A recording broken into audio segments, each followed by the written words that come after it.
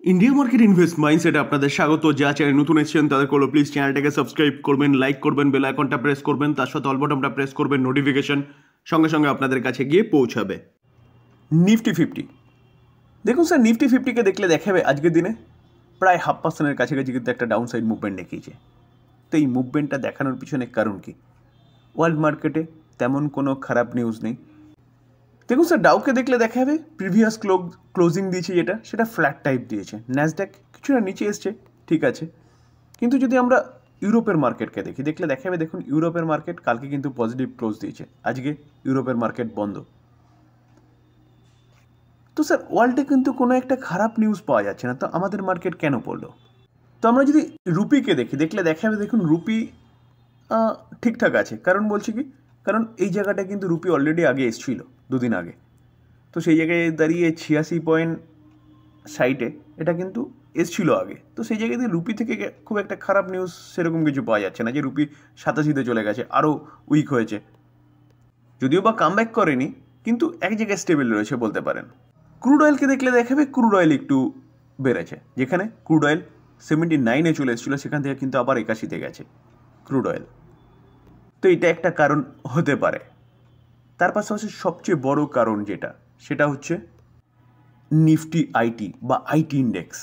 দেখলে দেখাবে, দেখুন প্রায় 2.5%-এর ওপরে কিন্তু ডাউন সাইড মুভমেন্ট দেখিয়েছে নিফটি আইটি ইন্ডেক্স, যেখানে আইটি সেক্টরে যতগুলো কোম্পানি আছে, বিশেষ করে ইনফোসিসকে দেখলে দেখাবে, দেখুন ইনফোসিস 5% মতন পড়েছে। তো 5% কি, প্রায় 6% মতন পড়েছে। তো কালকে রেজাল্ট এসেছিল, রেজাল্ট যথেষ্ট ভালো হয়েছে, তাও কিন্তু ইনফোসিস 5% মতন পড়েছে, 6% মতন, 6%-এর কাছাকাছি পড়েছে। তার পাশাপাশি টিসিএসকে দেখলে দেখা যাবে, দেখুন টিসিএসও কিন্তু প্রায় 2% মতন পড়েছে। টেক মাহিন্দ্রাকেও দেখলে দেখাবে প্রায় 2% মতন পড়েছে। এইচসিএল টেককে দেখলে দেখা যাবে, এইচসিএল টেক আর্লি মর্নিংয়ে যথেষ্ট ভালো পড়েছিল, পড়ার পরে কিন্তু কামব্যাক করেছে, অবশেষে ক্লোজিং দিয়েছে কোথায়, নেগেটিভই ক্লোজিং দিয়েছে 0.16%। উইপ্রোকে দেখলে দেখা যাবে, উইপ্রো কিন্তু 2% মতন পড়েছে।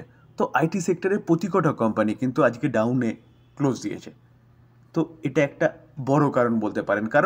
কারণ স্যার নিফটির দুটো বলতে পারেন, দুটো স্তম্ভর উপর দাঁড়িয়ে রয়েছে। একটা হচ্ছে আইটি, আরেকটা হচ্ছে ফাইন্যান্সিয়াল সেক্টর। তো সেখানেও কিন্তু একটা ব্যাপক বড় গিরাবাট দেখা গেছে। স্যার ব্যাঙ্ক নিফটিকে দেখলে দেখা যাবে, দেখুন ব্যাঙ্ক নিফটি প্রায় 1.5% মতন পড়েছে।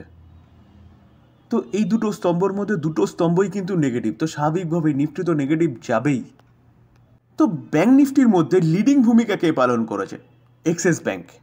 দেখলে দেখা যাবে 5.5% মতন একটা ডাউন সাইড মুভমেন্ট দেখিয়েছে। কেন? কারণ কোম্পানিটার রেজাল্ট ডিক্লেয়ার হয়েছিল গতকাল, রেজাল্ট নিয়ে ডিটেলস আলোচনা করেছিলাম, এস্টিমেটকে মিস করেছে 4.5% হারে। তো এই কারণে কিন্তু এক্সিস ব্যাঙ্ক পড়েছে। তবে কালকে বলেছিলাম কোম্পানি হয়তো পড়তে পারে, পড়লে পরে কিন্তু বাই করার অপরচুনিটি খুঁজতে পারে, কারণ লং টার্মের জন্য বেস্ট ইনভেস্টমেন্ট। তো এক্সিস ব্যাঙ্কের সাথে সাথে কিন্তু আইসিআইসিআই ব্যাঙ্কও পড়েছে। কারণ একটা দিগ্গজ ব্যাংকের রেজাল্ট খারাপ হয়েছে, স্বাভাবিকভাবে এক্সপেকটেশন নেগেটিভই থাকে মার্কেটের। এইচডিএফসি ব্যাঙ্কেও দেখলে দেখা যাবে প্রায় 1% মতন পড়েছে। তো স্যার আজকে যে নিফটি পড়েছে না, পড়ার পিছনে যদি মেন কারণ বলেন, কারণ হচ্ছে আইটি সেক্টর এবং ফাইন্যান্সিয়াল সেক্টর, যেখানে এই দুটো সেক্টরের দুটো স্তম্ভের ওপর কিন্তু নিফটি দাঁড়িয়ে রয়েছে। যদিও বা নিফটি 50টা কোম্পানির সম্মিলিত একটা ইন্ডেক্স, কিন্তু এই দুটো ওয়েটেজ প্রায় 50% রয়েছে। স্যার দেখলে দেখা যাবে, দেখুন ফাইন্যান্সিয়াল সার্ভিস কত 34% স্টেক হোল্ড করছে, তারপর নিচেই হচ্ছে ইনফরমেশন টেকনোলজি কত 13%, অ্যাপ্রক্সিমেট বলতে পারেন প্রায় 48% কিন্তু ওয়েটেজ এই দুটো সেক্টর বহন করছে, যার জন্যে কিন্তু নিফটি আজকে এতটা ডাউন সাইড মুভমেন্ট দেখিয়েছে। তো স্যার আজকে যদি রিলায়েন্স ইন্ডাস্ট্রিজ এতটা ভালো মুভমেন্ট না দেখাতো না, 2.5%-এর মতন মুভমেন্ট না দেখাতো, তাহলে নিফটি কিন্তু আরও পড়তো। বলতে পারেন আজকে রিলায়েন্স নিফটিকে পড়ার হাত থেকে বাঁচিয়েছে। তো রিলায়েন্স এতটা ভালো মুভমেন্ট দেখানোর পিছনে কারণ কি, গতকাল এই কোম্পানিটার রেজাল্ট ডিক্লেয়ার হয়েছিল এবং রেজাল্ট কিন্তু ফাটাফাটি হয়েছে। কালকে আমি ডিটেলসটা আলোচনা করেছিলাম রেজাল্টের, যেখানে দেখলে দেখা যাবে কোম্পানির বিশেষ করে জিও এবং রিটেল বিজনেস ব্যাপক করেছে, তার জন্য মার্কেট আজকে সেলিব্রেট করেছে এবং কোম্পানি কিন্তু 2.5%-এর উপর একটা ভালো মুভমেন্ট দেখিয়েছে এবং কোম্পানিটা এস্টিমেটকেও কিন্তু বিট করেছে। রিলায়েন্স তো ভালো করেছে, তো ব্রোকিং হাউসগুলো কি বলছে দেখুন। নুভামা কি বলছে যে বাই রেটিং দিচ্ছে কারেন্ট মার্কেট প্রাইস থেকে এবং 1673 টার্গেট দিচ্ছে। তার পাশাপাশি দেখলে দেখা যাবে আইআইএফএল সিকিউরিটিস কি বলছে। আইআইএফএল সিকিউরিটিসও কিন্তু এই কোম্পানিটাকে নিয়ে বুলিশ এবং বাই রেটিং দিচ্ছে, টার্গেট দিচ্ছে 1729। ইলেরা ক্যাপিটাল দেখলে দেখা যাবে তারাও কিন্তু কি বলছে অ্যাকুমুলেট রেটিং দিচ্ছে, যেখানে তারা টার্গেট দিচ্ছে কত, টার্গেট আগে দিয়েছিল 1632, সেখান থেকে কিছুটা কমিয়েছে 1493। তো কারেন্ট মার্কেট প্রাইস থেকে কিন্তু অনেকটাই ভালো মুভমেন্টের কথা বলছে। আরেকটা ব্রোকিং হাউস দাম ক্যাপিটাল, তারাও বাই রেটিং দিচ্ছে এবং আগে টার্গেট দিয়েছিল কত 1521, সেখান থেকে কিন্তু এখন টার্গেট দিচ্ছে কত 1550। তো অনেকটা আপসাইড মুভমেন্টের কথা বলছে। তো স্যার আবারও বলবো, কোনো ব্রোকিং হাউস বলছে মানে এই নয় যে কোম্পানি এখান থেকে ভালো করতে শুরু করবে বা কোম্পানির বিজনেস এখান থেকে বিশাল কিছু হয়ে যাবে। স্যার আমি সবসময় আপনাদের বলি যে আগে বিজনেসটাকে দেখুন, কোম্পানি বিজনেস কী করছে এবং সেই বিজনেসের গ্রোথ আছে নাকি। যদি বিজনেসের গ্রোথ থাকে তাহলে আপনি চিন্তাভাবনা করতে পারেন। তো এই কোম্পানিটা যা বিজনেস করছে সেই বিজনেসের গ্রোথ আছে, যেখানে কোম্পানিটা হাই মেরেছিল কত 1608, সেখান থেকে কিন্তু অনেকটা ডিসকাউন্টে চলছে 1303-এ, আজকে 2.5% আপসাইড মুভমেন্ট দেখানোর পরে।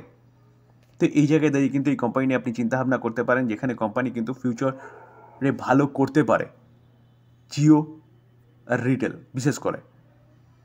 তার পাশাপাশি এটাও শোনা যাচ্ছে যে কোম্পানি তার বিজনেসগুলোকে কী করতে চলেছে, আলাদা করতে চলেছে। তো সেটা যদি করে তাহলে রিলায়েন্স ইন্ডাস্ট্রি কিন্তু আরও রকেটের মতন ছুটবে। তো এই কোম্পানিটা কিন্তু আপনি রাডারে রাখতে পারেন লং টার্ম ইনভেস্টমেন্টের জন্য। তবে ডিসক্লেমার দিয়ে রাখি, কোনো বাই রেকমেন্ডেশন নয়। ভালো কোম্পানি, ভালো করতে পারে, লং টার্মের জন্য চোখ বন্ধ করে বাই করে ফেলে রেখার মতন কোম্পানি। তো বাই করবেন, নিজে অ্যানালাইসিস করে তারপরে করবেন, এটাকে বাই রেকমেন্ডেশন হিসেবে নেবেন না, এটাকে লার্নিং পারপাস নেবেন। এখান থেকে লার্নটা নিয়ে আপনি নিজে অ্যানালাইসিস করবেন, যেখানে হয়তো এই ভিডিওটা আপনাকে কিছুটা হেল্প করবে।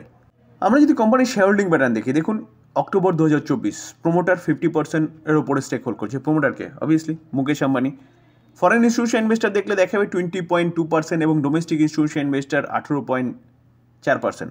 ফরেন ইনস্টিটিউশন ইনভেস্টার কম আছে, কিন্তু ডোমেস্টিক ইনস্টিটিউশন ইনভেস্টার তার স্টেক সংখ্যা বাড়াচ্ছে। তো অ্যাপ্রক্সিমেট বলতে পারেন যে 100%-এর মধ্যে 50% প্রোমোটার নিয়ে বসে আছে, বাদবাকি কিন্তু 50%-এর মধ্যে 38%-এর ওপরে স্টেক নিয়ে আছে এফআইটিএস এবং অনলি ফর 11.2% স্টেক নিয়ে বসে আছে কে পাবলিক। তো অনেকটা foreign institution investor, domestic institution investor নিয়ে বসে আছে। দেখুন মিউচুয়াল ফান্ড 8.56%, 86টা মিউচুয়াল ফান্ড রয়েছে। এসবিআই একাই 2.61%, আইসিআইসিআই 1.16% স্টেক হোল্ড করছে।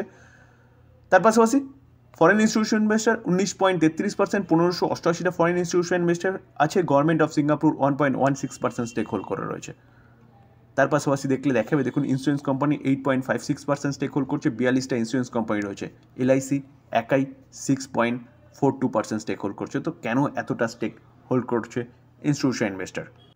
অবভিয়াসলি কোম্পানির বিজনেস। তো এই কোম্পানিটা কিন্তু আপনি রাডারে রাখতে পারেন ইনভেস্টমেন্টের জন্য। যারা পজিশনাল ট্রেডিং করেন তারাও কিন্তু চিন্তাভাবনা করতে পারেন, কারণ কোম্পানিটা আন্ডার ভ্যালু চলছে, যেখানে রেজাল্ট কোম্পানিটা কিন্তু ফাটাফাটি দেখিয়েছে, ভবিষ্যতে আরও ভালো করতে পারে, সেরকম কিন্তু আভাস দিচ্ছে ব্রোকিং হাউসগুলো।